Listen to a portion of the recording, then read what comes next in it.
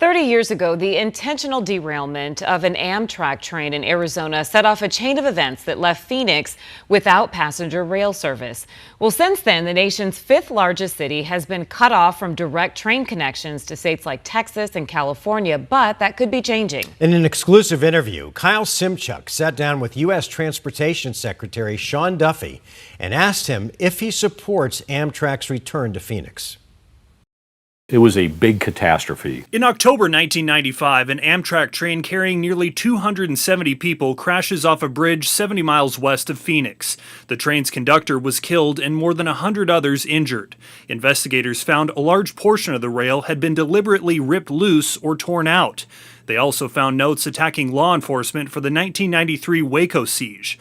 No one has ever been caught. It marked the beginning of the end. Union Pacific and Amtrak were at odds over paying for track repairs and ongoing maintenance, and the stretch of railroad closed the following year.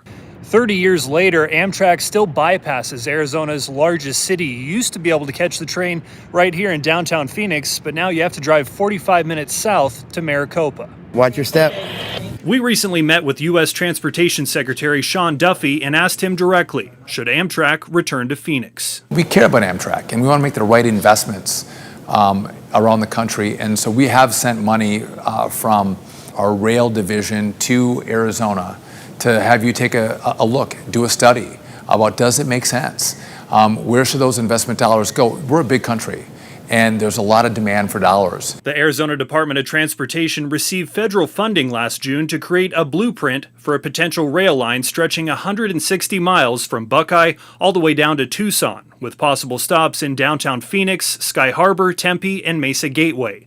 ADOT is still a few years out from determining station locations, cost estimates, and how many people would actually use the service. We want to make the right investments where people are actually going to ride. I don't want to make investments where only a few people are riding a train. We got to get the study done. What's the cost of it?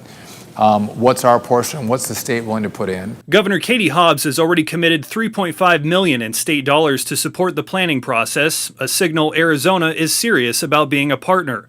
But even if everything falls into place, full approval could take several more years. Construction funding has not been secured. I'll tell you this, to everyone in Phoenix, we are going to take a look at this project. Does it make sense to make this investment? And we'll stay in touch with your state and the federal government to make sure if the investment is right, we have the resources to do it. In Phoenix, Kyle Simchuk, 12 News. Kyle, thanks.